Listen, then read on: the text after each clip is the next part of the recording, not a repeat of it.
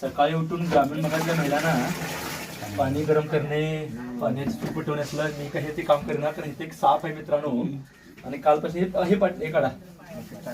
काल आम्ही 2 तास इथं प्रयत्न करून गेलो होतो. नानू नार्वेकर म्हणून बाजूच्या घरात तिथं साप आला होता. हाच काही माहित नाही, पण शक्यतो तोच असण्याची शक्यता आहे.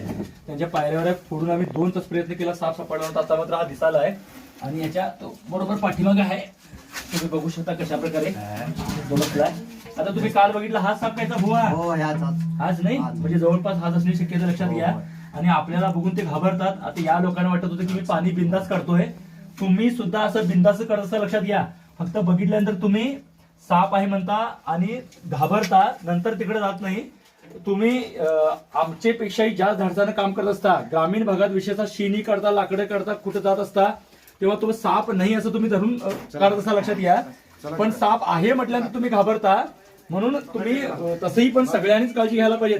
आमच्या धाडसाचं कौतुक होण्यापेक्षा साप काय स्वभाव आहे हे समजून घेणं गरजेचं आहे. काल इकडं 2 तास काम करून हा साप सापडला नव्हता.